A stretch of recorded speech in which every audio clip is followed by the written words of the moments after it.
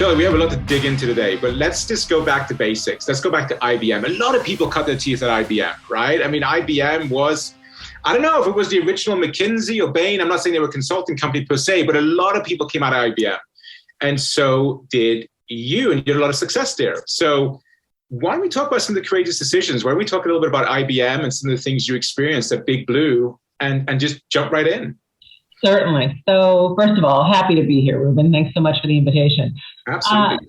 Frankly, the first courageous decision was actually deciding to join IBM. Not so much the company, because I wanted to be in tech.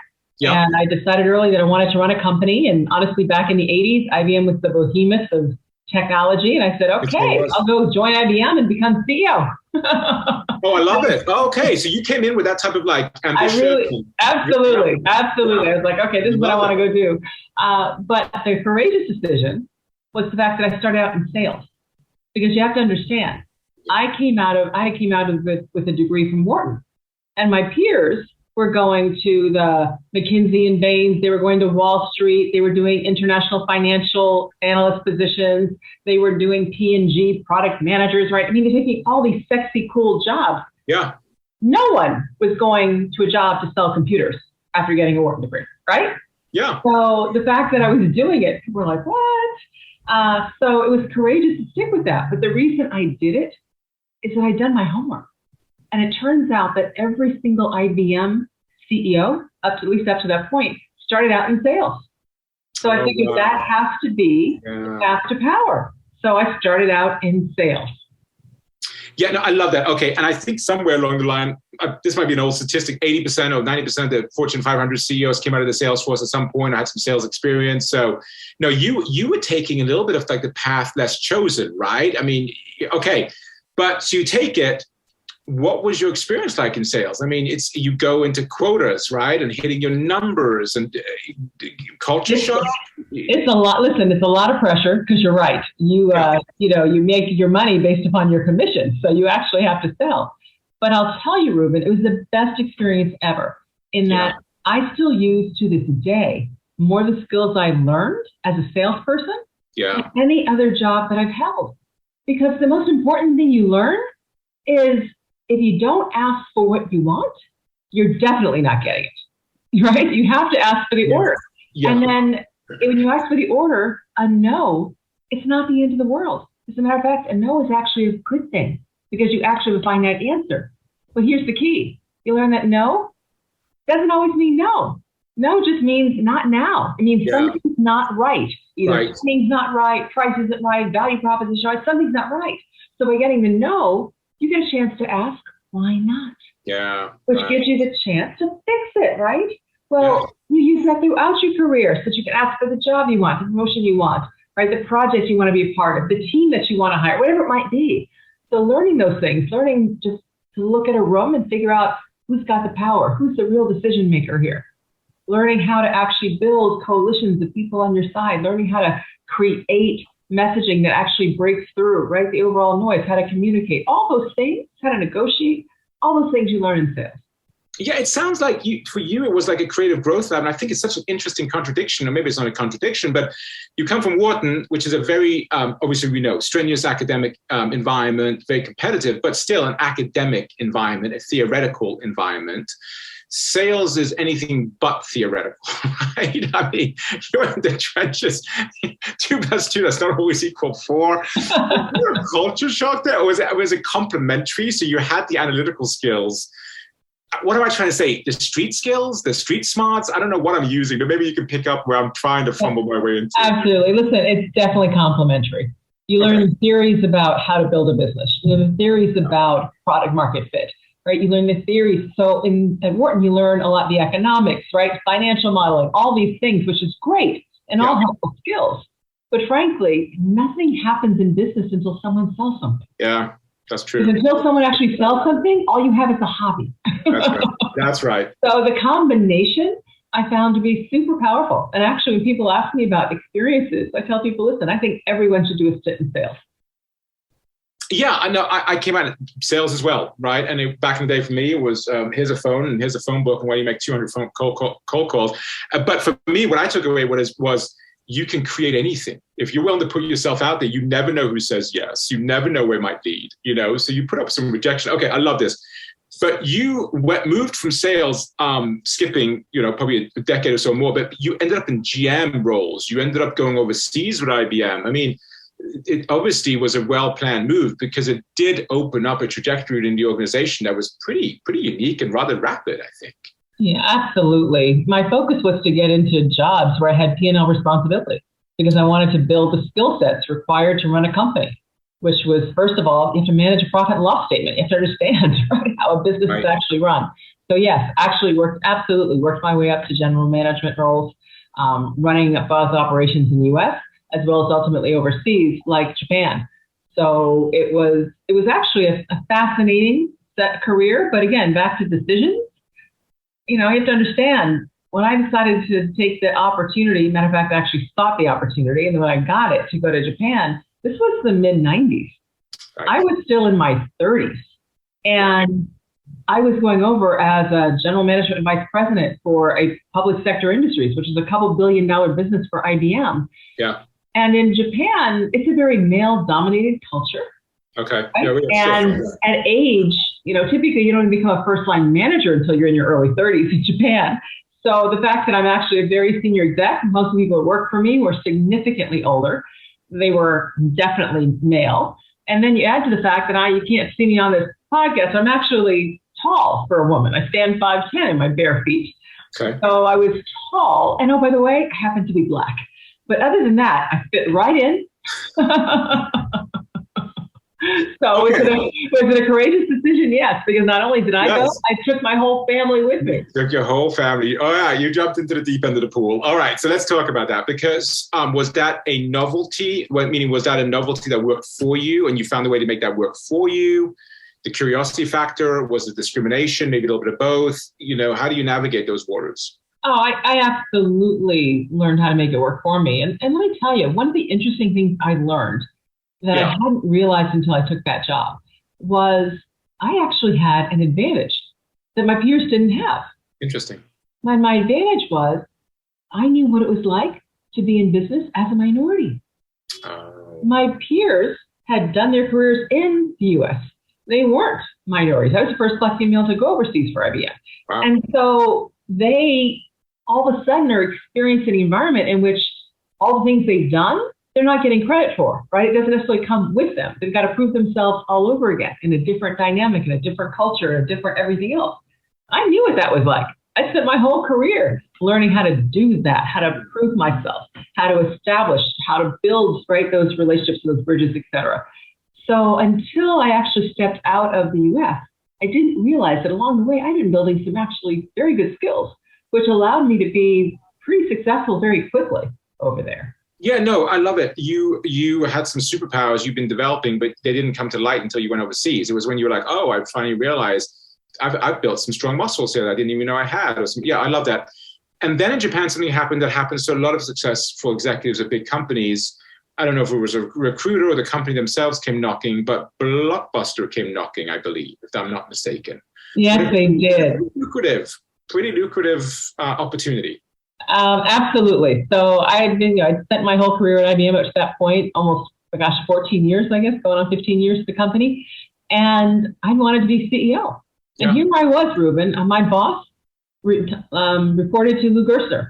So I was only one step, if you will, away. There wasn't anyone higher than me in the organization that looked like me. Yeah. And so I was doing well, except there were all these signs that I didn't really believe that I was going to truly have the opportunity to compete for the CEO role. So I said, interesting. Yeah. So I thought, you know what? I want to be CEO first. Yes. If you cut me, I bled IBM blue because I spent my whole career there. I had my network, my relationships, and my reputation, everything. But I wanted to be a CEO more than that. And so when Blockbuster came knocking, I was willing to listen. And I got the opportunity to be president of Blockbuster.com. And this is back in the late 90s. Yeah. So this was a time when the whole .com bubble was just really, bubbling up and people were really getting into the web and internet. I thought, hey, here's an opportunity to go build something, build a new skill, and learn what it's like to have a seat at the table. Because I wanted to be CEO. And if it wasn't going to be at IBM, I knew based upon watching what others did, that people who leave big companies and go to run other companies, especially smaller companies, tend to stumble a time or two because it's so different. Yeah. And so I thought, let me go take a seat at the table job or two, learn what's so different so I can improve my odds to be successful when I finally become CEO. So that's why I took the job. You still had your North Star. You want to be CEO. Always. Okay, so I love that. And I'm not trying to put you on the spot by necessarily being explicit, but were the signs that you were not going to have a shot at the CEO role at IBM more implicit or explicit? Was it something you were kind of picking up intuitively? Sure. It's a little bit of both. So one, I just never felt they were paying me what I was worth. Yeah. And I'm not a mercenary. I'm not going to go highest bidder but I was the main breadwinner in my family. And I'm like, listen, I work hard. I'm making this impact. I should be paid fairly. So that was one. I'm thinking if they really care about me and they really think that I have potential, why would they not pay me? Right. So that's one. Yeah. And then the other was there were just these little signs. Like, for instance, the CEO came to Japan and had some one-on-one meetings with a number of my peers, but not me. Oh, interesting. So I'm like, okay, right. So that's what I mean in terms of signs that say, all right, maybe I'm not really there. And frankly, at least about the comp, I was right. Because when I left IBM to go to Blockbuster, I doubled my cash compensation. Right. So I wasn't being paid fairly. No, and that's a very common story, unfortunately, right? But you use it to your advantage. You went to Blockbuster. Interesting. Let's talk about case study, back to use that term, Blockbuster, because the dominant player in the industry, for years, we all remember Blockbuster. We all remember getting the videos, the VHSs and all that good stuff. But obviously, things did not turn out well for them. And it sounds like you were there at a really pivotal time. I wonder in some ways if you came in with a whole bunch of ideas and felt a little powerless in some level, because you're coming in with fresh thinking and ideas, but you're coming in from the outside in the culture that had been operating the same way for a really long time. Am I onto something here? Am I just verbally processing, or am I picking? You have to step back and look at the timing, right? So it's late 90s, and you're right. Yeah. Blockbuster was a behemoth. Yeah. Right? They were just printing cash. They were doing so well. And coming in as president of Blockbuster.com, I was actually building the Blockbuster.com website. Yeah. Right? And building. So it was all new, all creative, and they were absolutely supportive and open, et cetera. But here's the issue. I got to know Reed, right? Reed Hastings, the founder back then of a fledgling startup called Netflix. And Reed came out to Blockbuster and said, okay, let's take Blockbuster.com, the brand, right? Netflix, the technology, kind of put them together because they're trying to build brands, we're building technology, and just for the world, right? Wow. But at the time, my boss, the CEO, he passed on that. And you could sit there and say, well, gosh, how could he be so stupid, right? Well, hindsight is always 2020. At the time, like I said, they were behemoths. They were printing money. Yes. And he thought, if it becomes something, we can just buy it later, right? But that was really the sign to me that said, right, I'm just not sure this is the place. Yeah. But I should continue to invest my time, energy, et cetera. And I really need to get myself to Silicon Valley. Right. But between that and that, you left IBM. A lot of prestige too when you reach the levels you're at, right? A lot of respect, prestige, relationship capital. You moved to Dallas, Texas. Mm-hmm. You moved your family again to Dallas, Texas, meaning that you took it with you. Were there some oh boy moments? Have I made a mistake? Yeah. I mean, trust me. When we got to the point where this whole Blockbuster thing not happening, and then looked at what do we need to do, et cetera, and I'm thinking, oh man, I just moved my whole family from Japan to Dallas. Yeah. And now it's clear that this really isn't going to have a long-term opportunity for me. And I'm in Dallas, which is kind of short-sighted. There's not a lot of tech going on in Dallas. Right. So I need to get to Silicon Valley. Well, my family had only been in Dallas for a year. Right? And I'm going to say, okay, we've got to pick up and go again. So bottom line is we didn't pick up and go again. I picked up and went. So I commuted from Dallas to Silicon Valley for 3 years. That's an interesting negotiation. Before the family moved. So lots of hard decisions. Yeah, sorry, my apologies.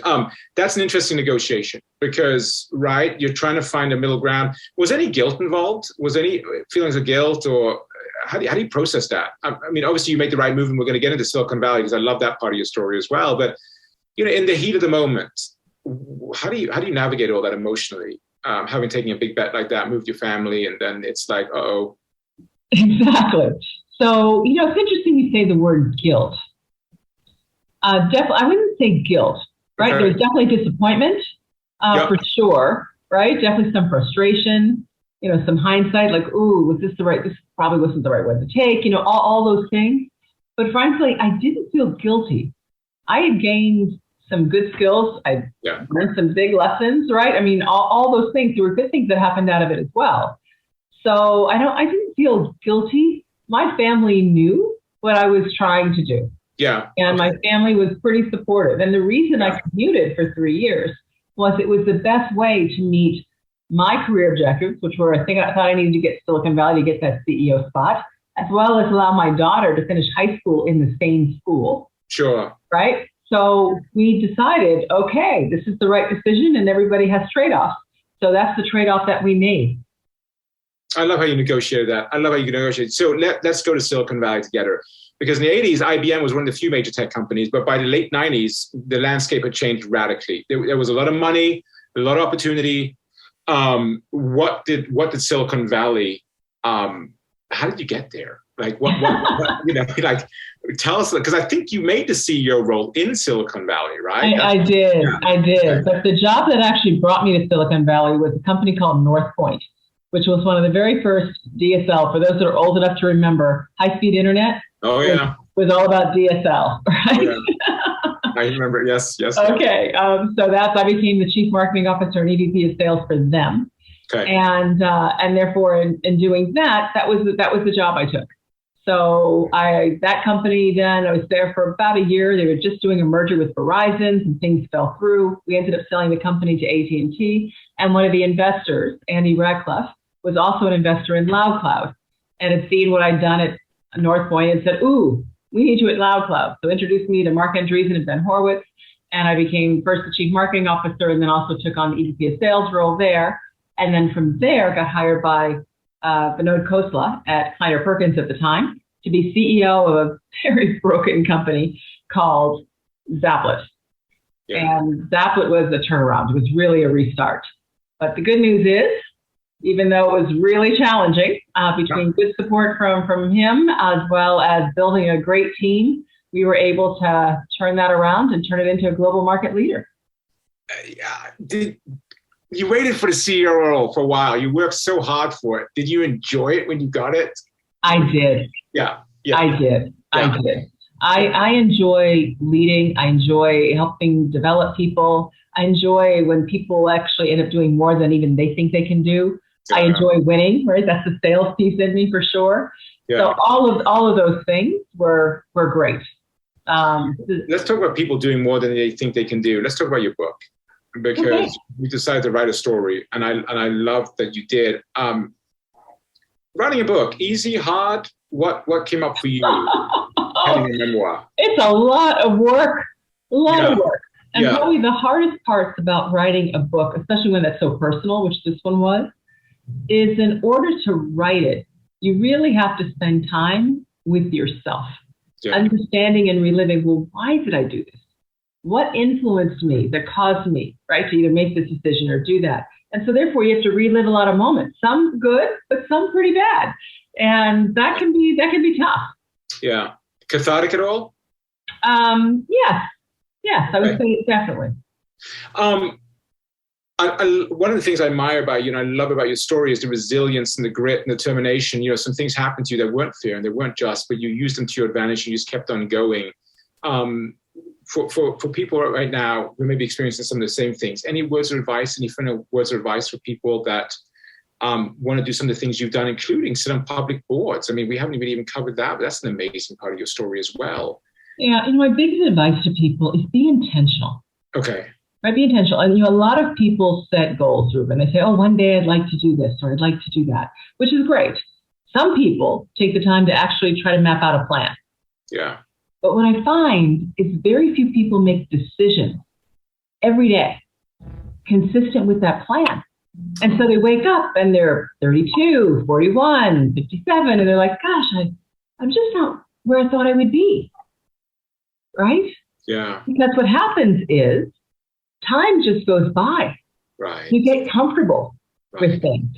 Right. So, having a goal, putting a plan in place with timelines, which is what keeps you honest.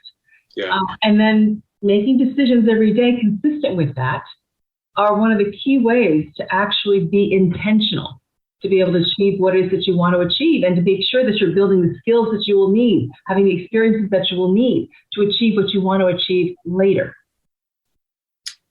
And you said being honest, which the words that came up for me were facing reality. Is that you have to face reality? And were there some moments in your career that were hard to face? Oh, listen, absolutely. When you talk about facing reality, there were times. So, for instance, I glossed over the whole thing, but frankly, facing reality at Blockbuster. Right. I was okay. This, I could have stayed there, for a while and done things, but it wasn't going to get me closer to my goal. Yeah. So you have to make the tough decision to go move, right? And then I get to North Point, and they get sold, right, in a year. I was expecting to be there, right? In terms of, so do things happen and you have to reassess? The answer is absolutely. So that meant a couple of, I was the chief marketing officer at agency of sales twice. So you take some lateral roles, right? In terms of experience, things aren't always straight up and to the right. Yeah. You have to make decisions to ensure that what you're trying to achieve, you are lining yourself up for. Shellye, do you have any final words of wisdom for our directors, VPs, C-level, and board members out there, folks that are looking for leadership lessons they can use in this environment? My biggest advice is remember that you own your career. You do. Not your boss, not your company, not your mentor or sponsor or whatever. You do. So take ownership of it. Don't just work hard and wait for somebody to tap you on the shoulder and say, oh, you can go do this now. Okay. You can go do that now. Okay. No, you own it. So make sure that the roles that you're taking are ones that make sense for where you're trying to go versus just doing a lot of interesting jobs. You own your career. So take responsibility for it.